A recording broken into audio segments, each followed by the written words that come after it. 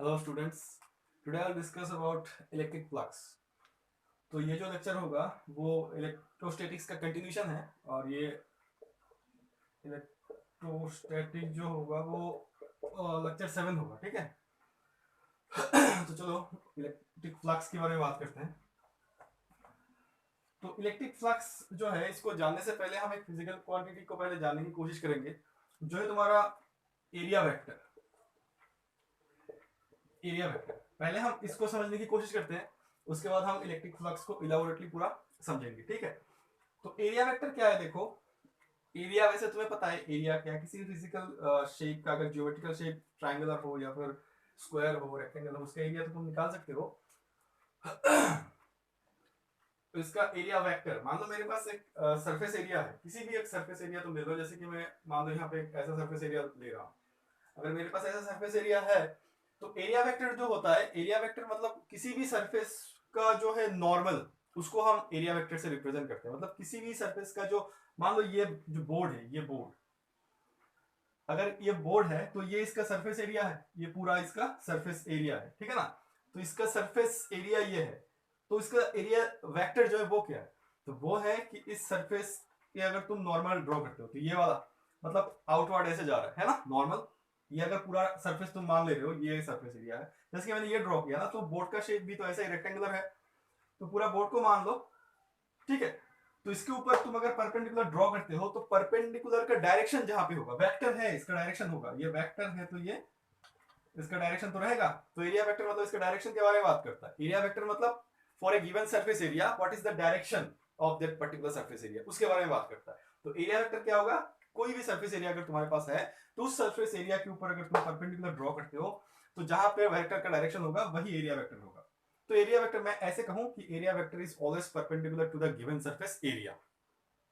Clear? तो area vector मैं क्या कहूंगा? Area vector is always perpendicular to the given surface area. कोई भी सरफेस एरिया मेरे पास हो, उसके ऊपर मैं नॉर्मल ड्रॉ करूंगा तो वो एरिया वेक्टर का डायरेक्शन देगा।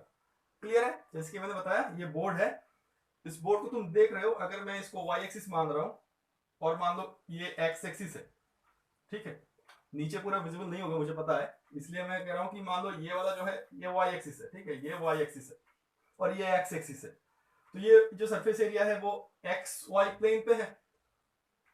क्लियर है ना? ये जो सरफेस एरिया है वो एक्स वाई प्लेन पे है। तो इसका जो वेक्टर होगा वो कहां पे होगा?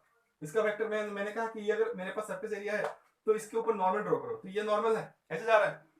तो ये नॉर्मल ऐसे जा रहा है ना, तो एक्स वाई जेड डायरेक्शन पे इसका एरिया एरिया एरिया का जो वेक्टर होगा वो जेड डायरेक्शन पे होगा।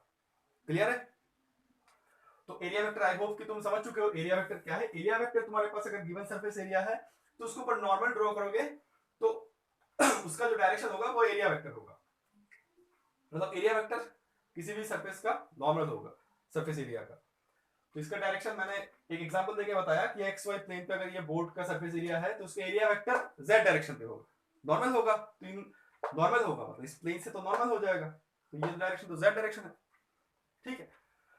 तो अब बात करते हैं इलेक्ट्रिक फ्लक्स का, जो आज का हमारा टॉपिक है। ठीक है। तो इलेक्ट्रिक फ्लक्स देखो, फ्लक्स, पहले फ्लक्स को समझते हैं। फ्लक्स जो होता है ना, फ्लक्स का जो लिटरल मीनिंग होता है बेसिकली वो है तुम्हारे पास फ्लो। फ्लक्स का जो मीनिंग होता है वो फ्लो है। ठीक है। तो इलेक्ट्रिक फ्लक्स तो समझ रहे हो, यहाँ पे मतलब इलेक्ट्रिक फ्लक्स की बात करें, जो फ्लो होगा तो क्या। अब तुम मेरे से पूछो कि सर अगर फ्लो हो रहा है तो क्या फ्लो हो रहा है, तो नाम देखो इलेक्ट्रिक फ्लक्स है, तो इलेक्ट्रिक फ्लक्स मतलब इलेक्ट्रिक रिलेटेड ऐसा कुछ रिलेटेड फ्लक्स होगा, है ना। तो यहाँ पे इलेक्ट्रिक फील्ड का फ्लो होगा। इलेक्ट्रिक फील्ड मतलब इलेक्ट्रिक फील्ड इंटेंसिटी के बारे में बात कर रहा हूं मैं। तो इलेक्ट्रिक फील्ड इंटेंसिटी का फ्लो देखो, जब मैंने प्रीवियस लेक्चर में इलेक्ट्रिक फील्ड पढ़ा रहा था तब मैंने ऐसे एक टर्म मेरे पास आया था, जब मैंने बताया था कि इलेक्ट्रिक फील्ड इंटेंसिटी जो है उसको मैं और एक तरीके से रिप्रेजेंट कर सकता हूं, है ना। अगर तुमने मेरा पूरा सीरीज अगर फॉलो कर रहे हो तो तुम्हें वहां पे मिल जाएगा, जिसको मैंने कहा था कि ये है लाइंस ऑफ फोर्स।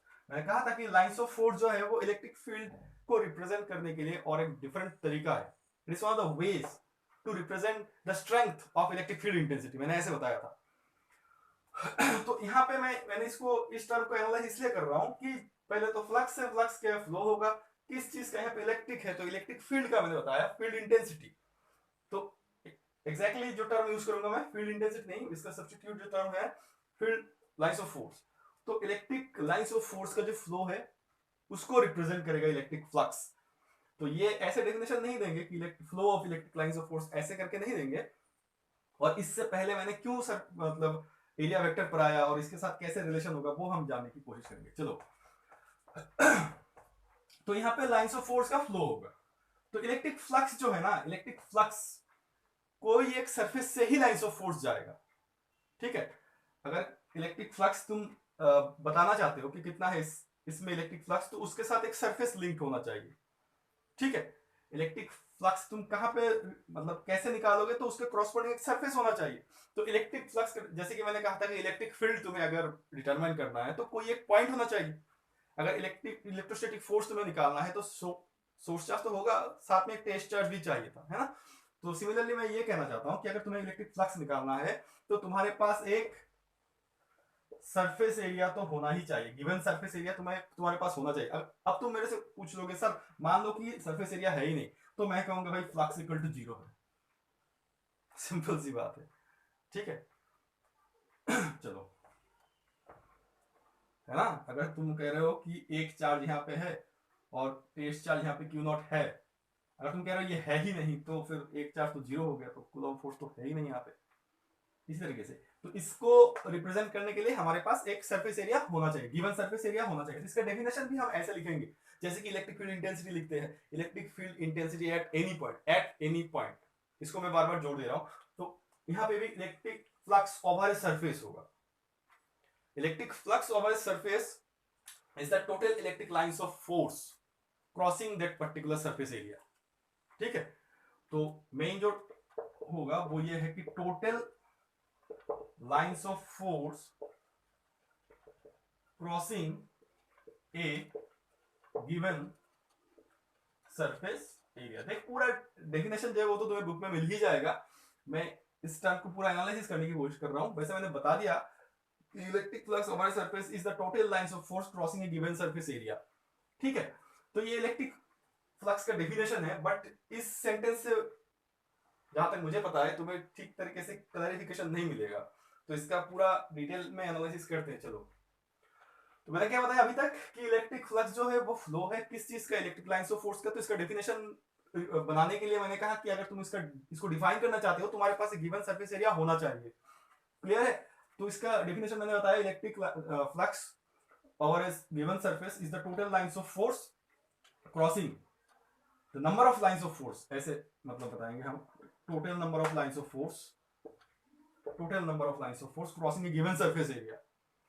ठीक है तो देखो, अब समझो बात को, इस चीज को समझते हैं पहले। ठीक है, मान लो मेरे पास एक चार्ज है, प्लस क्यू चार्ज है। ठीक है, अब प्लस क्यू चार्ज है, यहाँ पे लाइंस ऑफ, यहाँ पे इसके डेफिनेशन पे लाइंस ऑफ फोर्स ये टर्म में यूज कर रहा हूं, और इसके डेफिनेशन में मैं सरफेस एरिया ये टर्म भी यूज कर रहा हूं।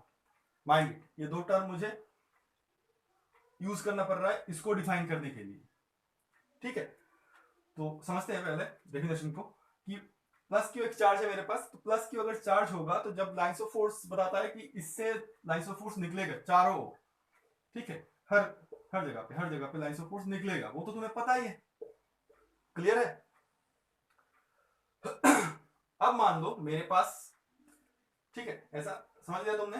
तो अब देखो, मान लो मैं लाइंस ऑफ फोर्स को ना ऐसे ऐसे रिप्रेजेंट कर रहा हूं। मान लो मेरे पास ऐसे लाइंस ऑफ फोर्स जा रहा है। ठीक है, क्लियर। अब देखो यहाँ पे एक सरफेस एरिया है यहाँ पे। ठीक है, तुमने इसका जो डेफिनेशन बताया, तुमने ऐसे बताया कि number of lines of force crossing A given surface area. तो ये एक सरफेस एरिया है, ये एक सरफेस एरिया है, और ये मान लो एक यूनिफॉर्म इलेक्ट्रिक फील्ड है जिसका स्ट्रेंथ है, मान लो इलेक्ट्रिक फील्ड है, इसका स्ट्रेंथ है 2 न्यूटन पर कूलम। न्यूटन पर कूलम उसका यूनिट होगा। ठीक है, तो इससे जो लाइंस ऑफ फोर्स जाएगा, मान लो इससे जो लाइंस ऑफ फोर्स गया, तो उसका स्ट्रेंथ ऐसा है कि 2 न्यूटन पर कूलम है। ठीक है, तो अगर तुम ऐसे करते हो कि इस इलेक्ट्रिक फील्ड का जो स्ट्रेंथ है इसको 2 से तुमने 10 कर दिया, 10 न्यूटन पर कूलम। ठीक है, अब जो इसमें लाइंस ऑफ फोर्स जाएगा वो ज्यादा जाएगा या कम जाएगा? तो ज्यादा जाएगा, क्योंकि इसका स्ट्रेंथ इससे ज्यादा है, इसका स्ट्रेंथ, है ना? क्योंकि इसके डेफिनेशन में तुम कह रहे हो कि number of lines of force crossing, number of lines of force crossing. तो लाइंस ऑफ फोर्स क्या रिप्रेजेंट कर रहा है? इलेक्ट्रिक फील्ड का स्ट्रेंथ रिप्रेजेंट करता है। तो तुम कह रहे हो कि यहाँ पे पहले एक सिचुएशन लिया तुमने कि इसमें इलेक्ट्रिक फील्ड जो है 2 न्यूटन है, पर कूलम है। अब तुमने कहा कि मैंने दूसरा और एक इलेक्ट्रिक फील्ड अप्लाई किया है जो 10 न्यूटन पर कूलम है। इसका मतलब तब इसमें लाइंस ऑफ फोर्स ज्यादा जाएगा। इसका मतलब ये कहना चाहता हूं कि अगर तुम्हें फ्लक्स ज्यादा चाहिए तो इलेक्ट्रिक फील्ड ज्यादा करना पड़ेगा, है ना? मतलब इलेक्ट्रिक फील्ड ज्यादा होगा तो फ्लक्स ज्यादा होगा। मतलब इलेक्ट्रिक फील्ड के ऊपर फ्लक्स डायरेक्टली डिपेंड करता है।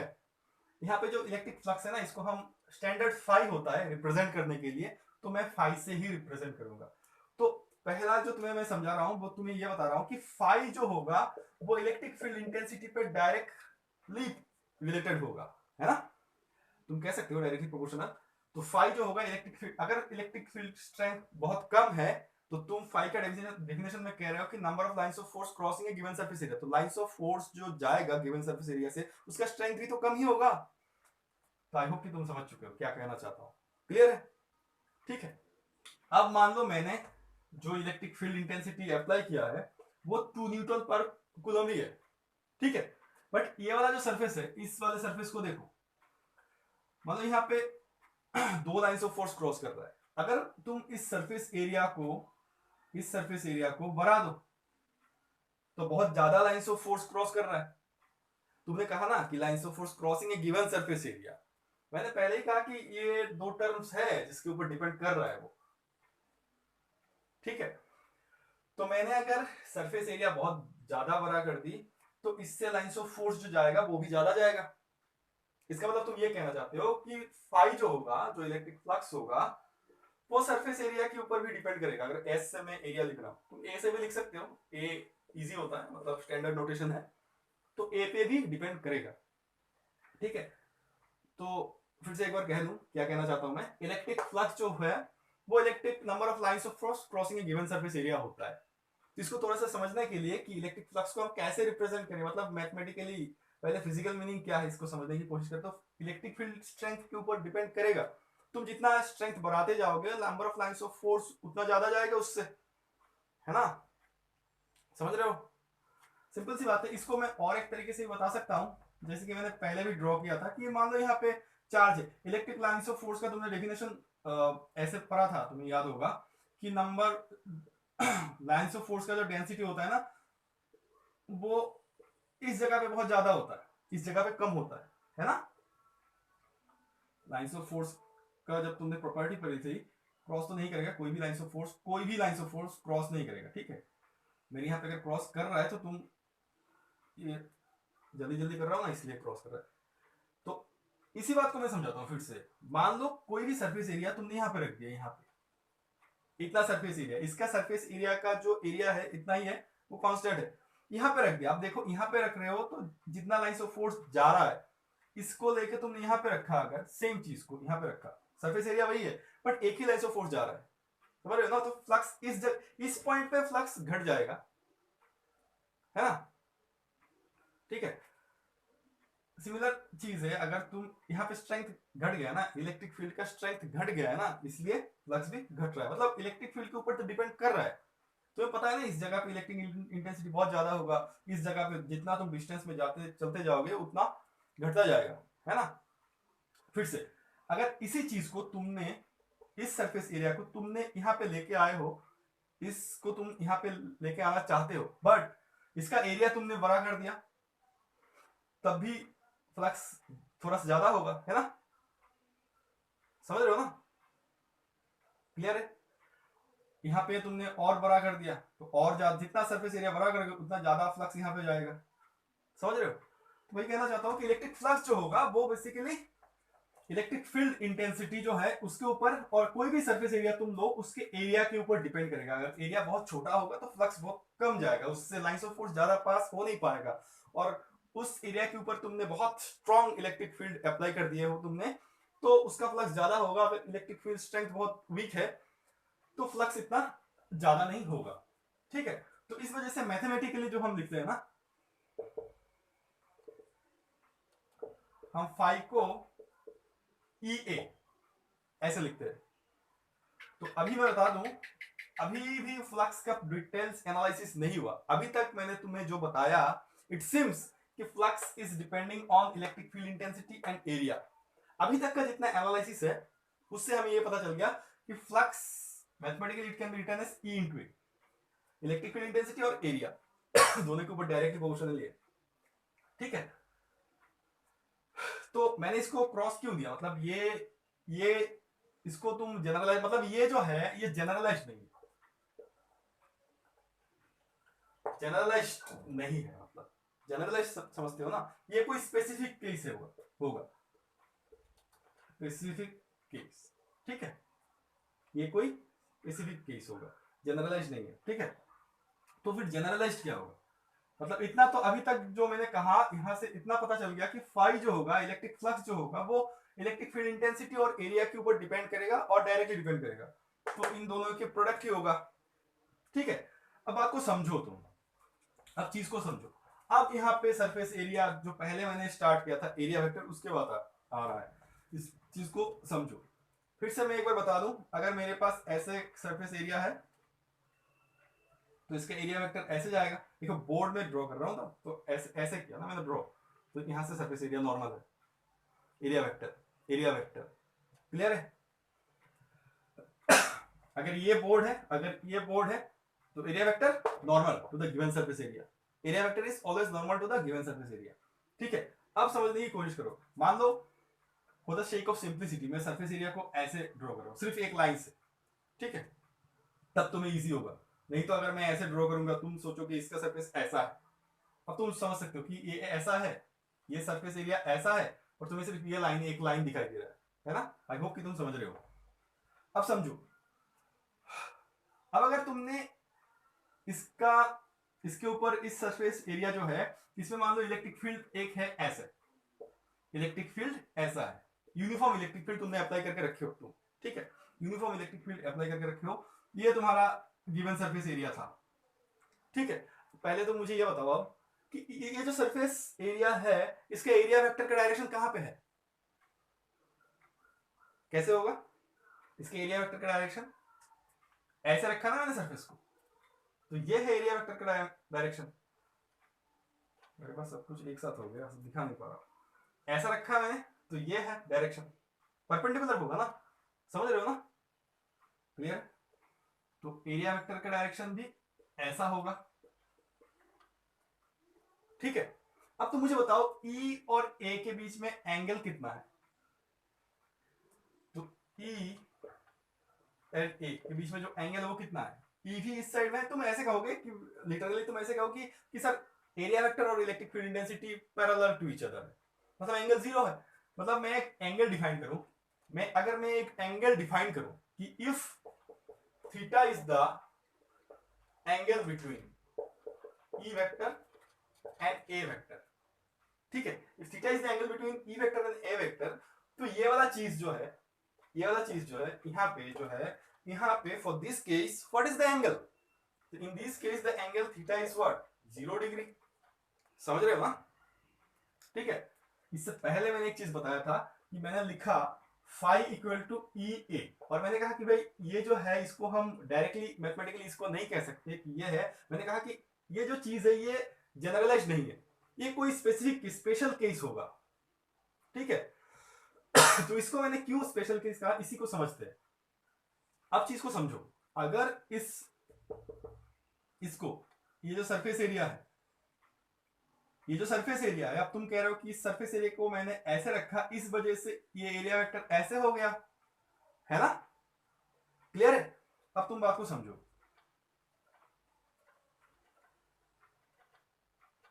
अगर ये वाला सरफेस जो था ऐसे जो था इसको अगर मैं ऐसे कर दूं, टिल्ट कर दिया, टिल्ट, ऐसा सरफेस था ना, मैंने इसको ऐसे कर दिया, ठीक है, क्लियर है।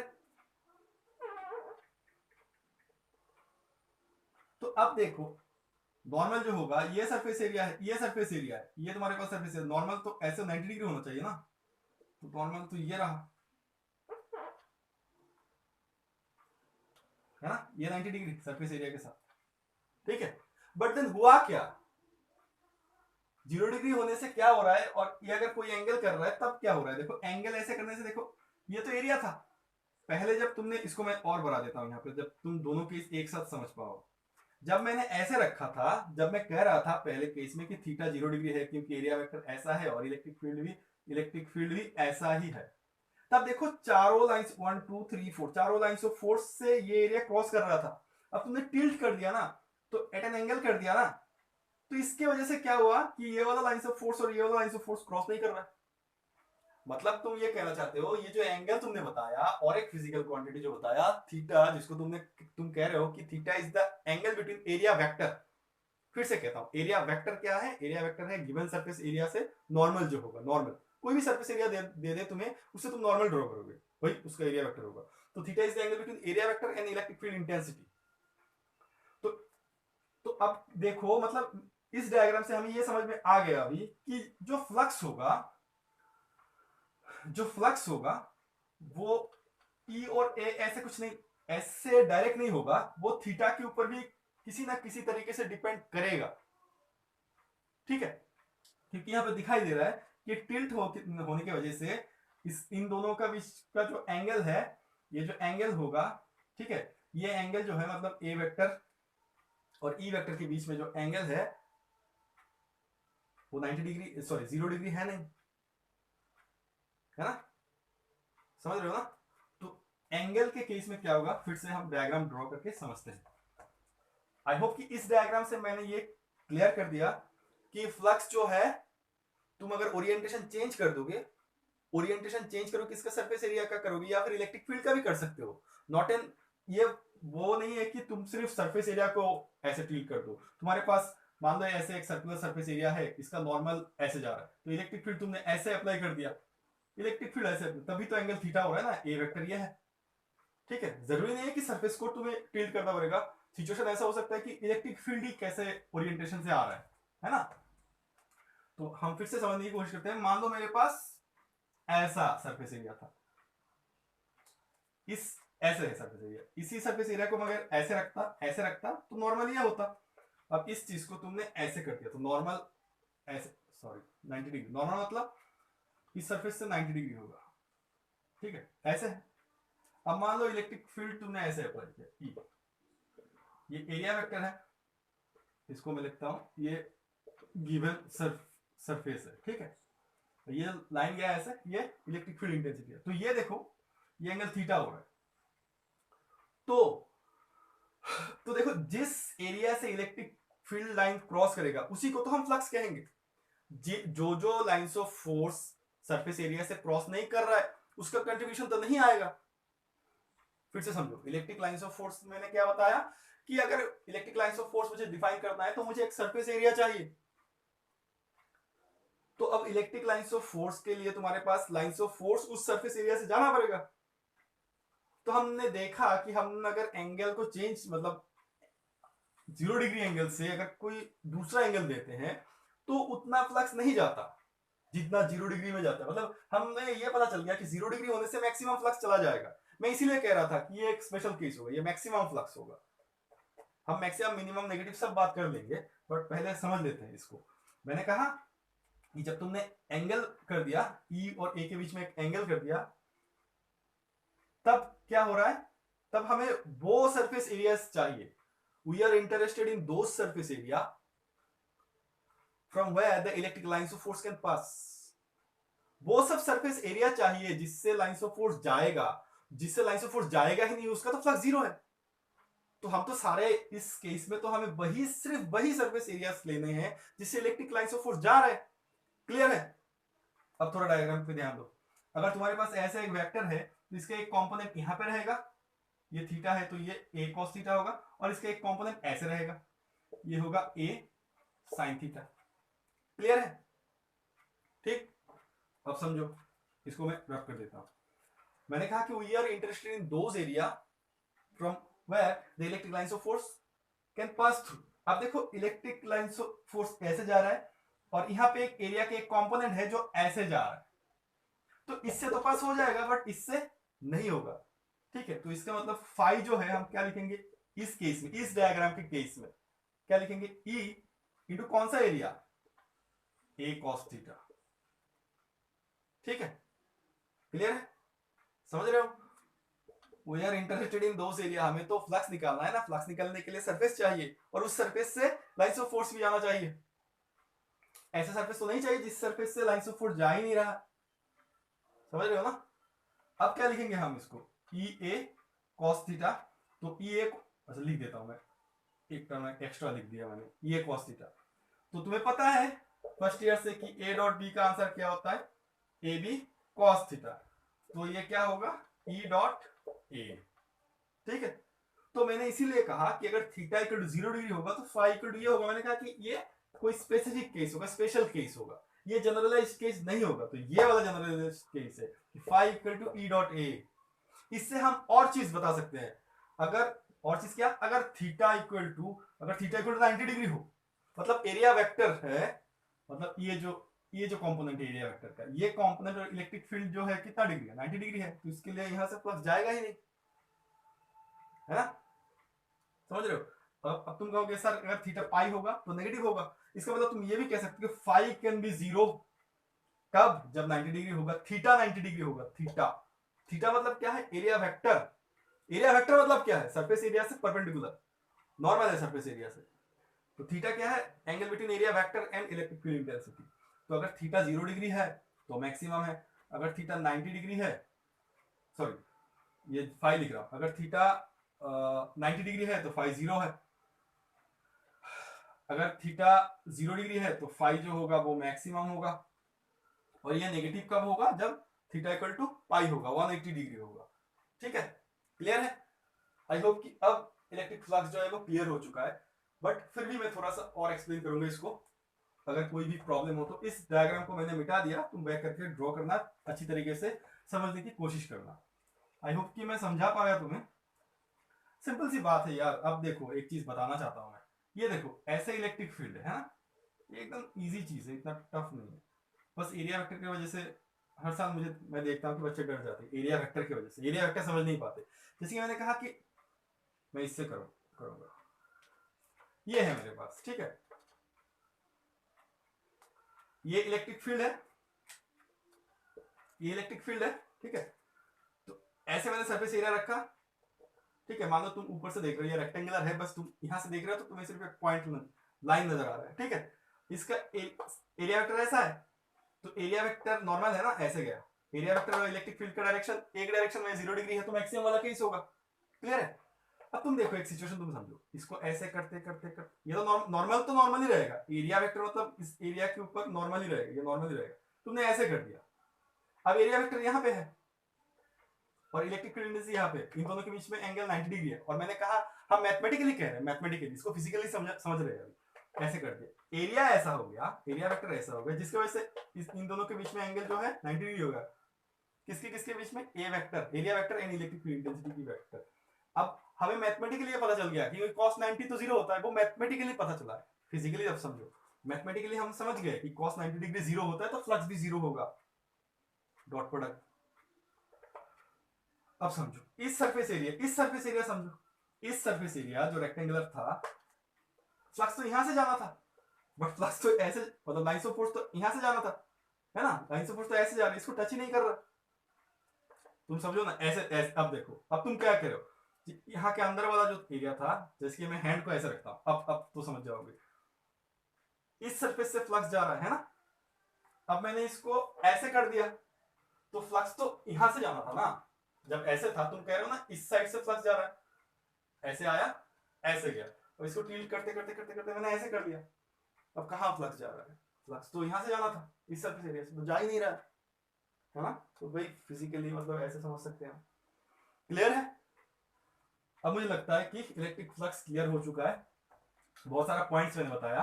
अब इलेक्ट्रिक फ्लक्स जो है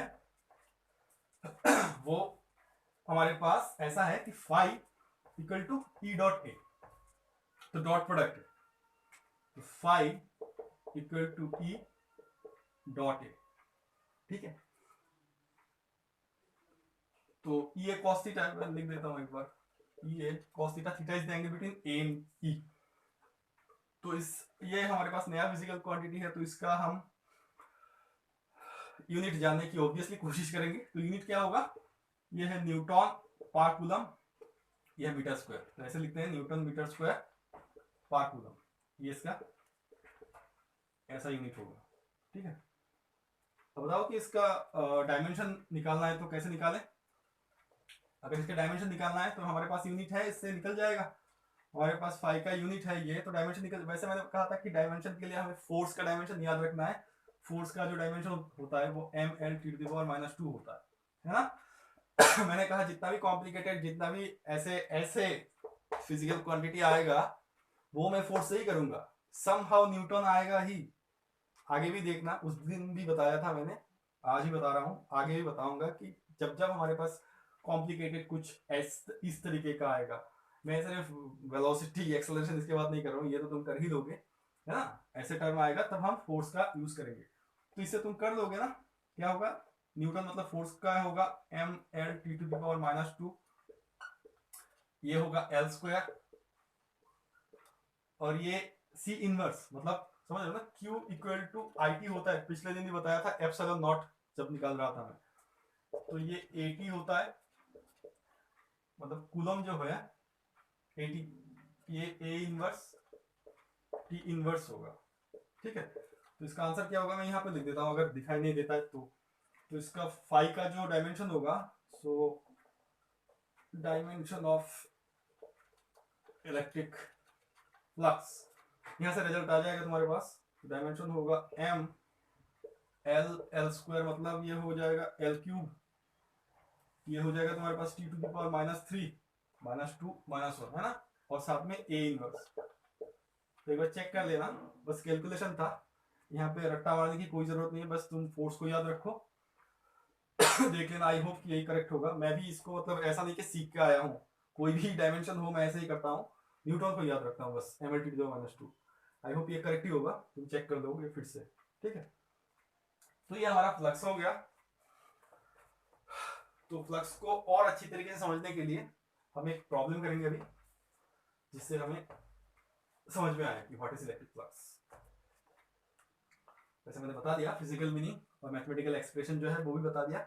तो मान लो तुम्हारे पास एक न्यूमेरिकल ऐसा है कि एक क्वेश्चन करते हैं ना, जो एक इलेक्ट्रिक फील्ड है जिसका इंटेंसिटी जो है वो ऐसे दिया हुआ है, वेक्टर दे दिया ना यहाँ पे। तो मान लो 2ik + 3j प्लस 4k, 2 3 4 ऐसे लिख दिया मैंने, चलो ठीक है।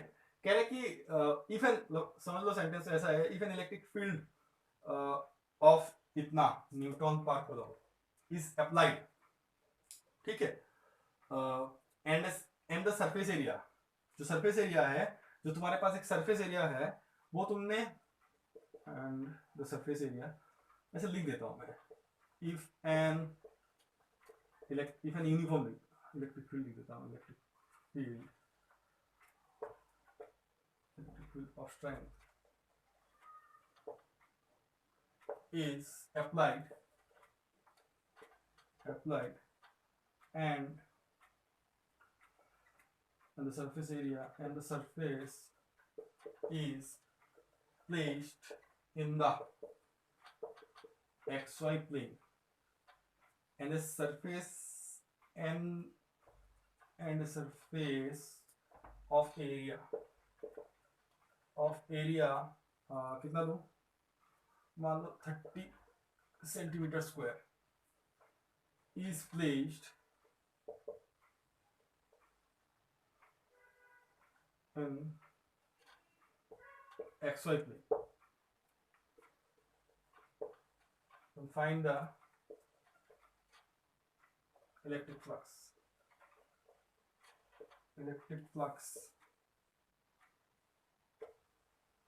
through the given surface, मैंने ऐसे लिख दिया सेंटेंस को। वैसे थीम क्या है, प्रॉब्लम क्यों करवा रहा हूं वो इंपॉर्टेंट है, इतना सेंटेंस पे तुम जोर मत देना, ठीक है। एक प्रॉब्लम क्रिएट करने की कोशिश कर रहा हूँ ताकि तुम्हें अच्छी तरीके से बता सकूं कि एक्चुअली फ्लक्स क्या है।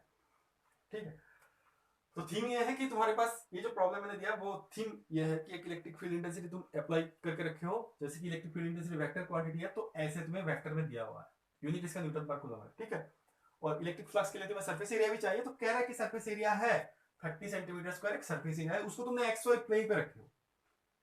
ठीक है, अब कह रहा है कि find the electric flux through the surface, जो सरफेस में रखा उससे फ्लक्स कितना है।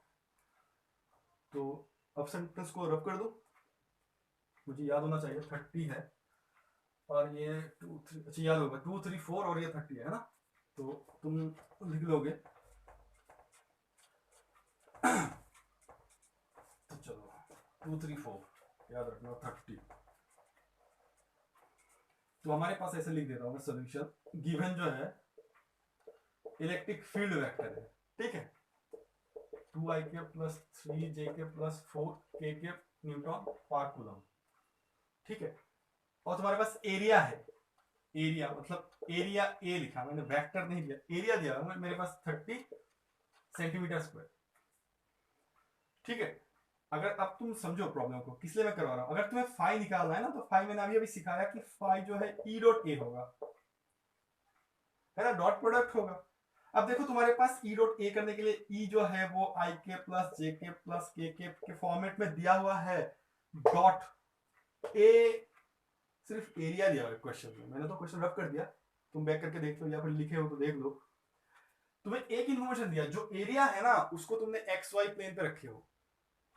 ठीक है, इसमें वही मतलब मैं बताना चाहता था कि एक्स वाई प्लेन में दिया, वो थीम है एक्चुअली क्वेश्चन का कि कैसे करोगे ऐसे प्रॉब्लम। तो जिसको समझ में आ गया वो तो समझ लेगा कि यहाँ पे क्या होगा, और जिनको समझ में नहीं आ रहा है उनके लिए स्पेशली कह रहा हूँ कि ऐसे वाले प्रॉब्लम में तुम्हें एरिया डायरेक्टली नहीं देगा, कि एरिया अगर मुझे ऐसे देता एरिया वेक्टर इक्वल टू 30 जेकेप, तब तो मैं यहाँ पे डॉट 30 जेकेप लिखता, तब डॉट प्रोडक्ट कर लेता, जो आंसर होगा वो आंसर होगा, है ना।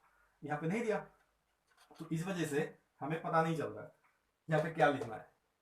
ठीक है, बट हमें जो बताया वो बताया कि एरिया जो गिवन सरफेस एरिया है उसको एक्स वाई प्लेन पे रखे हो। तो फिर से जो पहले मैंने स्टार्ट किया था, ये बोर्ड है, मान लो ये वाई एक्सिस है, ये एक्स एक्सिस है, ये एक्स एक्सिस है, नीचे में कर नहीं रहा, नीचे दिखाई नहीं देगा, है ना, इसलिए ऐसे कर दिया, इसको भी रब कर देता हूं। ठीक है, अब ये वाला जो सरफेस है, ये वाला जो सरफेस है, ये वाला सरफेस कहां पे आया, एक्स वाई प्लेन पे आया, तो इस सरफेस जो ये वाला जो गिवन सरफेस, इसका एरिया वेक्टर कहां पे होगा, नॉर्मल होगा, कौन सी डायरेक्शन में, जेड डायरेक्शन में। इसका मतलब मैं ऐसे वेक्टर लगाऊं तो यहाँ पे के कैप लिखना पड़ेगा, अब तो प्रॉब्लम हो जाएगा, है ना। तो यहाँ पे सेंटीमीटर स्क्वायर दिया है, तुम इसको ठीक कर दोगे, 30 इंटू 10⁻⁴ मीटर स्क्वायर के कैप। अब तो तुम्हारा प्रॉब्लम सॉल्व, समझ रहे हो किस लिए मैंने ये प्रॉब्लम करवाया, ताकि तुम्हें पता हो कि अगर तुम्हें एरिया वेक्टर के फॉर्मेट में नहीं दिया होगा तो ऐसे देगा। अगर मेरे को इस क्वेश्चन में ऐसा देता कि वाई जेड प्लेन पे दिया हुआ है, तो सिंपल सा ट्रिक है, जो वाला एक्सिस है नहीं वो वाला आंसर होगा, एक्स वाई है तो जेड होगा, है ना, नॉर्मल होना चाहिए, वाई जेड होगा तो एक्स होगा। तो मेरे पास फाई कितना होगा, ई डॉट ए वेक्टर, तुम डॉट प्रोडक्ट कर दोगे, ठीक है, ये कर दो, ये डॉट प्रोडक्ट किसका होगा, इसका और इसी का होगा, बाकी दोनों का तो होगा नहीं क्योंकि है ही नहीं, के डॉट के इक्वल टू 1 होगा, है ना। तो ई का लिखोगे, मैंने लिख रहा है यहाँ पे, ई का लिखोगे यहाँ पे 2ik plus 3jk plus dot, यहाँ पे लिखोगे ए का, तो आंसर कितना होगा, के डॉट के 1 होगा, है ना, ये होगा 120, ये होगा 120 इंटू 10⁻⁴ न्यूटन मीटर स्क्वायर पर कूलम। डॉट प्रोडक्ट जो होता है वो स्केलर क्वांटिटी होता है, उसका तो वेक्टर साइन नहीं रहता यहाँ पे, है ना। तो ये होगा 1.2 इंटू 10⁻⁻2, है ना, यहाँ पे करोगे तो 1.2 करोगे 10⁻2 न्यूटन मीटर स्क्वायर पर कूलम, ये आंसर होगा। ठीक है, तो देखो इस प्रॉब्लम को इसलिए करवाया कि तुम इस टाइप ऑफ प्रॉब्लम को समझ सको कि कैसे करना है, क्लियर है। अब मुझे लगता है कि तुम्हें इलेक्ट्रिक फ्लक्स जो है वो समझ में आ रहा है, ठीक है। तो चलो आगे बात करते हैं हम, आगे जो नेक्स्ट टॉपिक होगा उसको। तो इलेक्ट्रिक फ्लक्स के बाद हम गॉस लॉ पे आएंगे, Gauss law. Electric flux related ही है वो। तो गॉस लॉ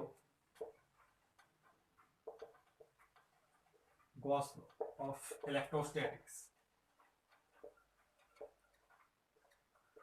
इलेक्ट्रोस्टैटिक्स क्यों लिखा? क्योंकि मैग्नेटोस्टैटिक में भी मिल जाएगा गॉस लॉ, इसीलिए। ठीक है, न्यूटन्स लॉ जैसे ग्रेविटेशन का भी है, लॉ ऑफ मोशन भी है ना।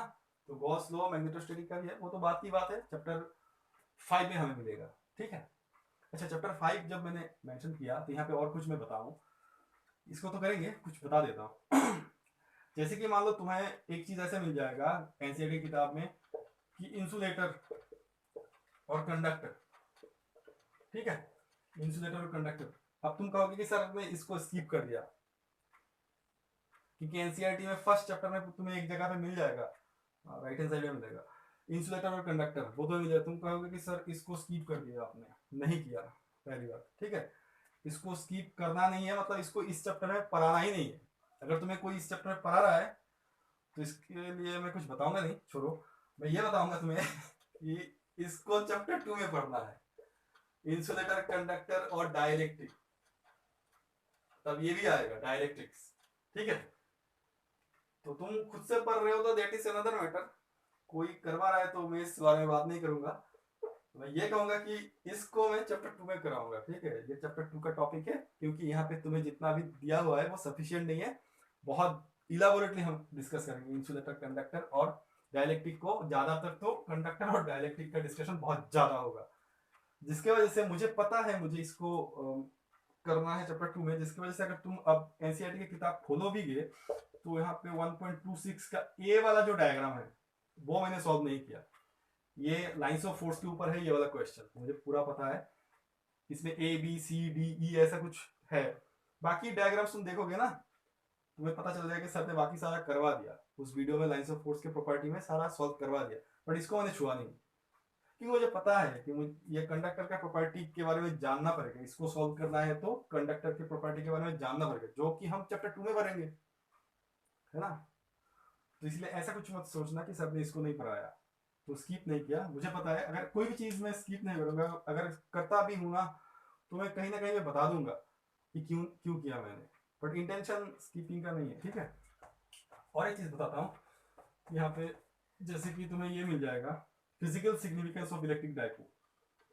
Physical significance of electric dipole.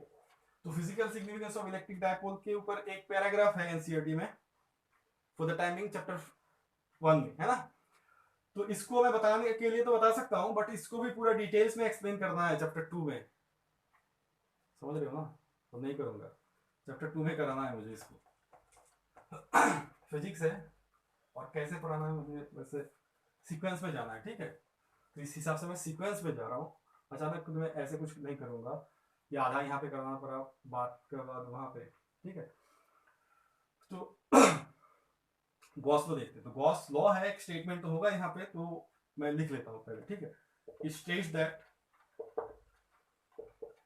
The total flux, electric flux है, total flux through a closed surface is always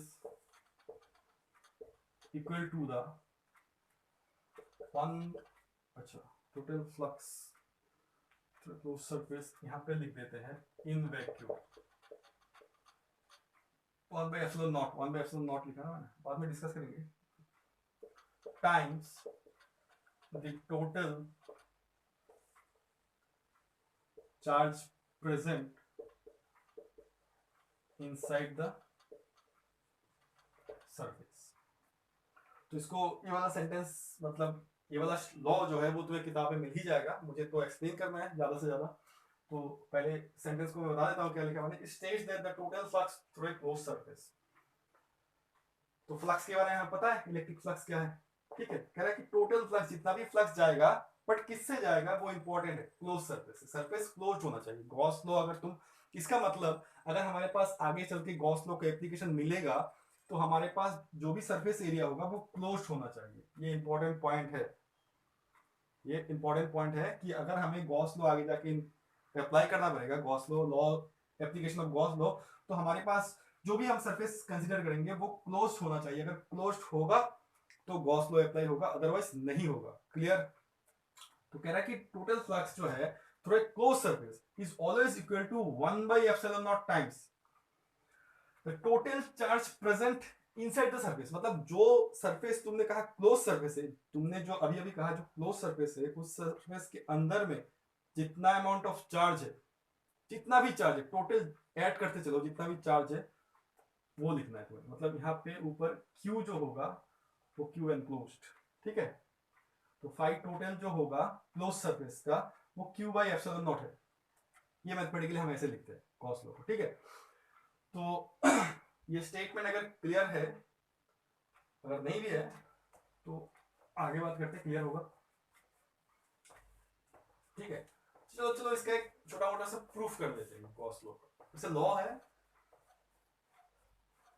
तो प्रूफ करने के लिए तुमने कहा कि तुम्हारे पास एक क्लोज्ड सरफेस होना चाहिए। इसको एक साइड में रखते हैं, ठीक है, लिख के चलते हैं। तो देखो अगर मेरे पास एक चार्ज है, एक चार्ज है मेरे पास, ठीक है, तो गॉस लॉ प्रूफ करना है कि फाई जो होगा वो Q बाई एप्सिलॉन नॉट होना चाहिए, फाई टोटल। और फाई टोटल जो होगा वो फ्लक्स क्लोज सरफेस से जाना चाहिए। फ्लक्स जो जाना चाहिए वो क्लोज सरफेस से जाना चाहिए। फ्लक्स मतलब electric lines of force crossing A given surface area. अब देखो यहाँ पे अगर तुमने प्लस क्यू चार्ज रख दिया ना, तो इससे लाइंस ऑफ फोर्स तो ऐसे निकलेगा, हर जगह पे निकलेगा, वो तुम्हें पता ही है अच्छी तरीके से, है ना। अब कोई क्लोज सरफेस तो है नहीं यहाँ पे, नहीं है कोई क्लोज सरफेस यहाँ पे है नहीं। तो देखो गॉस लॉ में जो लिखा गया है क्लोज सरफेस, वो क्लोज सरफेस बेसिकली एग्जिस्ट नहीं करता, उसको हम इमेजिन करते हैं। मतलब वो हाइपोथेटिकल सरफेस होता है। तो हाइपोथेटिकल जो सरफेस होता है ना, उसको हम गॉसियन सरफेस कहते हैं। अब जो मैं कह रहा हूं वो तुम्हें कुछ समझ में नहीं आ रहा, मुझे पता है। अब देखो तुम समझने की कोशिश करो। मान लो यहां से r डिस्टेंस पे मैंने एक पॉइंट लिया, इस तरीके की चीज मैंने बताया तुम्हें। फिर यहां से भी सेम r डिस्टेंस में ही एक पॉइंट लिया, r डिस्टेंस में ही पॉइंट लिया। अब यहाँ पे हर एक पॉइंट, देखो ऐसे वाला चीज मैंने पहले बताया, इसलिए शॉर्टकट में जल्दी जल्दी कर रहा हूं। तो अगर Q से एक पॉइंट ले रहा हूं, P पॉइंट Q आर लिख देता हूँ, Q R S T ऐसे कुछ पॉइंट्स ले रहा हूं मैं P से, बट डिस्टेंस कितना है सबका, R ही है। और इस सारे सरफेस को मैंने ऐसे जोड़ दिया, ठीक है। अब मैं तुमसे पहले पूछूं एक चीज कि इस पॉइंट पे इलेक्ट्रिक फील्ड इंटेंसिटी E है, तो इस पॉइंट पे कितना होगा, E ही होगा। वो मैंने पहले बता दिया, यूनिफॉर्म इलेक्ट्रिक फील्ड के टाइम पे मैंने बता दिया, ठीक है। फिर से यहाँ पे रिपीट हो रहा है तो रिपीट कर रहा हूँ। इस पॉइंट पे कितना होगा, E ही होगा। इस पॉइंट पे कितना होगा, E ही होगा। इस पॉइंट पे E, हर एक पॉइंट पे इलेक्ट्रिक फील्ड इंटेंसिटी का मैग्नीट्यूड क्या होगा, E होगा। क्लियर है? तो मैंने पहले क्या रखा था, मैंने पहले एक चार्ज रखा था, प्लस Q चार्ज रखा था। अब ये जो एक सरफेस था क्या, पहले नहीं था, तो ये सरफेस मैंने हाइपोथेटिकली इमेजिन किया मैंने, ठीक है। ये हाइपोथेटिकल क्लोज, अब तो ये सरफेस जो है वो क्लोज भी हो गया। और इस सरफेस के अंदर में देखो क्या है, क्यू चार्ज है। अब तुमसे अगर मैं पूछूं कि ये जो सरफेस पहले तो था नहीं ना, क्यू चार्ज ही था मेरे पास, ये सरफेस मैंने बनाया, क्यों बनाया, एक तो इस सरफेस को बनाने से मेरा इलेक्ट्रिक फील्ड इंटेंसिटी यूनिफॉर्म हो गया, इस सरफेस में कहीं पे भी इलेक्ट्रिक फील्ड इंटेंसिटी यूनिफॉर्म हो गया। दूसरी बात, इस सरफेस के बनाने के वजह से मुझे क्लोज सरफेस मिला, ठीक। तीसरी बात, इस सरफेस को बनाने की वजह से इस सरफेस के अंदर में मुझे पता चला कि कितना चार्ज है। अब मैं अगर तुमसे पूछूं कि भाई इस जो सरफेस है जो कि क्लोज सरफेस है, इसके अंदर में कितना चार्ज है, तो तुम कहोगे सर इस सरफेस के अंदर में क्यू चार्ज है। मैं कहूंगा इस सरफेस के अंदर टोटल कितना चार्ज है, तो तुम कहोगे कि टोटल क्यू चार्ज है। क्लियर? चलो आगे बात करते हैं, ठीक है। ये वाला फिगर क्लियर है, मैं फिर से ड्रॉ कर रहा हूं अभी। तो ये काइंड ऑफ प्रूफ करेंगे हम गॉस लॉ का। तो गॉस लॉ के प्रूफ करने के लिए हम क्या करते हैं, एक हाइपोथेटिकल सरफेस बनाते हैं, और Q से ये तो क्लोज सरफेस, जो सरफेस बनाऊंगा वो क्लोज होना चाहिए। तो यहाँ पे R रेडियस का मैंने एक स्फीयर बना दिया है ना, Q यहाँ पे है, मिड पॉइंट पे एकदम सेंटर पे है, ये भी R ही होगा, ज़्यादा मैं ऐसे आर ड्रॉ नहीं करूँगा, तुम समझ चुके हो, पहले एक्सप्लेन कर चुका हूँ मैं। इस वजह से इस चार्ज के वजह से इस पॉइंट पे जो इलेक्ट्रिक फील्ड का डायरेक्शन होगा वो ऐसे होगा, ठीक है, क्लियर है। और यहाँ पे अगर मैं एलिमेंट्री सरफेस एरिया ds लेता हूँ इस जगह पे, तो ये वाला सरफेस एरिया है स्मॉल सरफेस एरिया ds, यहाँ पे मैंने ds सरफेस एरिया लिया, ठीक है। तो इस जगह पे जो इस सरफेस एरिया का नॉर्मल होगा ds वेक्टर, वो भी तो इसी परपेंडिकुलर होगा ना, इस सरफेस से परपेंडिकुलर होगा, ये एंगल 90 डिग्री होना चाहिए, तो ds वेक्टर यहाँ पे होगा, क्लियर है, ठीक है। तो तुमने कहा कि टोटल गॉस लॉ में तुमने कहा कि टोटल फ्लक्स, तो फॉर द टाइम बिंग हम एक काम करते हैं, इस सरफेस के लिए फ्लक्स कितना होगा, इस सरफेस के लिए सिर्फ ds एलिमेंट्री सरफेस के लिए, तो ds एलिमेंट्री सरफेस के लिए जो फ्लक्स होगा वो छोटा सा फ्लक्स d फाई होगा, बट गॉस लॉ कह रहा है कि phi total through the close surface, मतलब यहाँ पे तुमने ऐसे गोल तो बना दिया, अब सारे सरफेस एरिया से ऐसे फ्लक्स जाएगा ना, फ्लक्स मतलब क्या, lines of force crossing A given surface area, तो ये तो तुम्हारा हाइपोथेटिकल सरफेस एरिया है, तुमने हाइपोथेटिकल बनाया और इससे फ्लक्स जा रहा है ना, लाइंस ऑफ फोर्स जा रहा है, तो तुमने कहा पहले इस छोटा सा सरफेस से कितना जा रहा है पता कर ले, फिर पूरे को इंटीग्रेट करके टोटल फ्लक्स निकाल लेंगे, और निकालने के बाद देखेंगे कि इतना जो बताया आंसर इतना होता है कि नहीं, ठीक है। तो डी फाई कितना होगा, यहाँ पे लिखता हूं मैं, डी फाई कितना होगा, वैसे फाई क्या होता है, ई डॉट ए होता है, तो यहाँ पे डी फाई लिख रहा हूं, तो ई इलेक्ट्रिक फील्ड स्ट्रेंथ, तो ई मैंने पकड़ा यहाँ पे, तो ई डॉट डीएस होगा, है ना, क्लियर है। तो ई डॉट डीएस मतलब ई डीएस कॉस कितना होगा, यहाँ पे डीएस इस तरफ, ई भी इस तरफ, तो कॉस 0 डिग्री, तो ई डीएस होगा, तो D phi equal to E DS हो रहा है, ठीक है। इसको रब कर दूं, यहाँ पे कर लेता हूं मैं, तो मेरे पास d phi equal to E DS आ गया, कैसे, इस तरीके से। क्या गॉस लॉ कह रहा है कि इतना एलिमेंट से, इतना सरफेस से नहीं, गॉस लॉ छोटा सा सरफेस से नहीं कह रहा है, गॉस कह रहा है कि पूरा सरफेस होना चाहिए, वो भी क्लोज्ड होना चाहिए, तो देखो मेरा तो पूरा सरफेस क्लोज्ड है, तो मैं अगर टोटल फ्लक्स निकालना चाहता हूं, टोटल फ्लक्स, तो फाई इक्वल टू क्या होगा, इंटीग्रेशन ऑफ क्लोज्ड, ऐसे दिया मतलब क्लोज्ड लिखा, इसका मतलब क्लोज्ड है, क्लोज्ड इंटीग्रेशन, ठीक है, तो क्लोज्ड ईडीएस,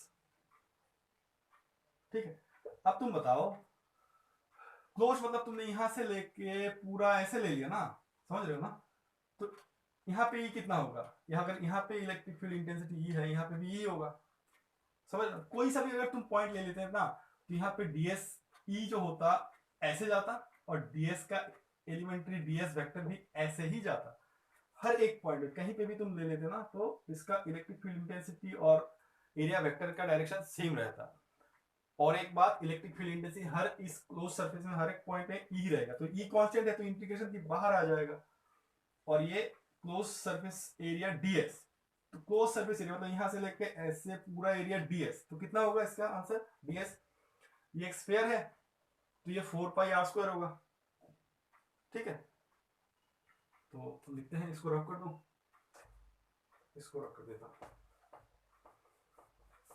डायग्राम को, बाद में एक बार और ड्रॉ कर दूंगा क्या है, तो फाई इक्वल टू ई, अब ई बताना तुम, यहाँ पे क्यू है, और इस पॉइंट पे इलेक्ट्रिक फील्ड इंटेंसिटी मैग्नीट्यूड लिखना है, कितना होगा इलेक्ट्रिक फील्ड का मैग्नीट्यूड कितना होता है 1/4 पाई एप्सिलॉन नॉट, चार्ज कितना है क्यू, बाय डिस्टेंस कितना है आर स्क्वायर, ठीक है, into DS total surface area of the sphere कितना होगा 4 पाई आर स्क्वायर, तो समझ रहे हो क्या होगा, R square cancel, 4 pi cancel, तो यहाँ पे क्या हुआ तुम्हारे पास क्यू, और क्या बचा वाई एप्सिलॉन नॉट, तो मतलब फाई इक्वल टू, वही तो बताया था गॉस लॉ ने, अगर क्लोज सरफेस हो तो उससे जो टोटल फ्लक्स निकलेगा वो सरफेस के अंदर जो चार्ज होगा कितना है अंदर क्यू, तो Q by epsilon not, total charge present inside the close surface, तो ये मैंने कहा था कि छोटा सा प्रूफ करेंगे, ठीक है। यहाँ पे और एक चीज मैं बता दूंगा, क्योंकि बाद में तुम कहोगे कि सर ने ऐसे क्यों नहीं किया, ये क्या है किताब में, तो किताब में शायद तुम्हें मिलेगा एनसीईआरटी में, कि किताब में भी प्रूफ किया हुआ है। तो देखो ये जो स्फीयर है ना वो 3 डायमेंशनल होता है, तो यहाँ पे मैंने जैसे बताया कि ये ऐसा है, ऐसे चला गया, तो एक्चुअली सॉलिड एंगल बनाता है, सॉलिड एंगल एक कोन के तरह यहाँ पे एंगल बना गया, इतना एलिमेंट तुम लोगे तो इस एलिमेंट का डीएस वेक्टर ऐसा जाएगा, और चार्ज से यहाँ पे ई भी ऐसा जाएगा, तो तुम्हें एनसीईआरटी में ऐसे मिलेगा, तो सॉलिड एंगल के बारे में मैं ज़्यादा बताना नहीं चाहता था, इसलिए ऐसे नहीं बताया। तुम ड्रॉ वैसे भी करोगे तो करेक्ट होगा। वैसे प्रैक्टिकली तो ये 3 डायमेंशनल फिगर है ना, बोर्ड तो 2 डायमेंशन है, स्फीयर नहीं बना रहा हूँ मैं, कह रहा हूँ कि स्फीयर तो बन तो सर्कल रहा है ना। तो सॉलिड एंगल मतलब 3 डायमेंशनल एंगल होता है, ठीक है। तो गॉस लॉ को फिर से एक बार समझने के लिए एक प्रॉब्लम हम कर लेते हैं। मान लो तुम्हारे पास एक ऐसा सिस्टम है, 2 स्फीयर है, ठीक है। इसका रेडियस r है और इसका रेडियस स्मॉल r है। यहाँ पे चार्ज q है और यहाँ पे चार्ज 2q है, ठीक है। अगर तुमसे पूछा, मान लो ये सरफेस एरिया 1 है, ये सरफेस एरिया 2 है। अगर तुमसे पूछा कि फाई थ्रो सरफेस एरिया 2 कितना होगा, तुम्हें पूछ रहा है कि ऐसे 2 स्फीयर से एक का रेडियस छोटे वाले का r है और इसमें चार्ज q है, बड़े वाले का कैपिटल R है और इसका चार्ज, यहाँ पे चार्ज 2q है, ठीक है। यहाँ पे चार्ज, इसके अंदर जो चार्ज है वो q है और यहाँ पे 2q चार्ज है। तो कह रहा है कि फाई s1 कितना है और फाई s2 कितना है। तो कैसे करोगे, गॉस लॉ अप्लाई करोगे ना। गॉस लॉ क्या कह रहा है कि फाई जो होगा किसी भी सरफेस, कोई भी सरफेस, अगर सरफेस में तुम गॉस लॉ अप्लाई करना चाहते हो वो क्लोज सरफेस होना चाहिए। तो मुझसे पूछा कि फाई s1 कितना होगा, फाई s2 कितना होगा। मान लो फाई s2 कर रहा हूँ मैं, फाई s2 अगर मैं करूँ तो phi equal to q by epsilon naught ये होना चाहिए कि q टोटल, मतलब q एनक्लोज्ड लिखूंगा मैं कि q, ये जो सरफेस है इसके अंदर कितना चार्ज है। तो ये सरफेस s2 है, तो ये सरफेस s2 है, इसके अंदर कितना चार्ज है, q है, तो capital Q by epsilon naught, ये आंसर है, ठीक है।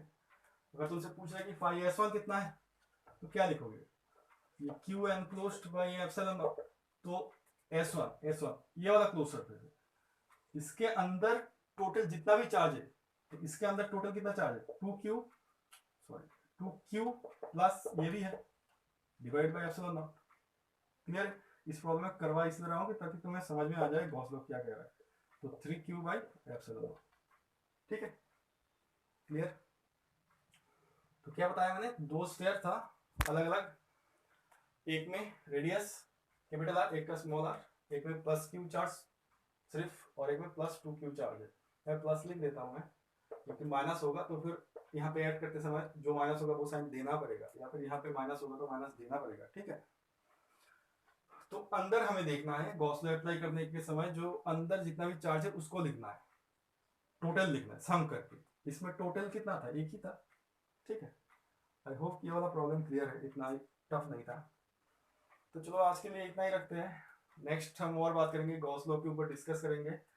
वैसे मैंने कहीं पे बताया है कि गॉस लॉ की एप्लीकेशन है, और गॉस लॉ का एप्लीकेशन ही जो होगा मेरा लास्ट टॉपिक ही होगा, वहाँ पे गॉस लॉ जो हम अप्लाई करेंगे। और एक चीज़ मैं बता देता हूँ, गॉस लॉ का एप्लीकेशन हम इसलिए करते हैं ताकि हमें किसी भी पॉइंट पे इलेक्ट्रिक फील्ड इंटेंसिटी निकाल पाए, ठीक है। और गॉस लॉ के एप्लीकेशन पढ़ने से पहले हम कुछ डिस्ट्रीब्यूशन ऑफ चार्जेस पढ़ेंगे, उसके बाद ही गॉस लॉ अप्लाई करेंगे। तो डिस्ट्रीब्यूशन ऑफ चार्ज जो है एक बॉडी में, उसके बारे में डिटेल में पहले स्टडी कर लेंगे। उसके बाद 3 एप्लीकेशंस है, वो 3 एप्लीकेशन करके कुछ न्यूमेरिकल करेंगे, तो हमारा जो फर्स्ट चैप्टर होगा वो कंप्लीट हो जाएगा, ठीक है। तो एनसीईआरटी का जो सॉल्व एग्जाम्पल है वो तुम करते चलो, कुछ मैंने करवा दिया, अब तुम कर पाओगे मतलब, ठीक है। तो आई होप कि तुम ज़्यादा से ज़्यादा न्यूमेरिकल करो, ताकि तुम्हें समझ में अच्छी तरीके से आए चीज़ों को। जितना तुम न्यूमेरिकल के साथ साथ थ्योरी करोगे उसके बाद न्यूमेरिकल करोगे तो वो थ्योरी और क्लियर होगा, ठीक है। जैसे कि मैंने फ्लक्स पर आने के बाद उसका एक न्यूमेरिकल करवाया ताकि बता सकूं कि एरिया वेक्टर को कैसे लिखना था। यहाँ पे भी मैंने ये किया कि एनक्लोज को कैसे लिखना था, ठीक है। तो thank you, thanks for listening, bye bye.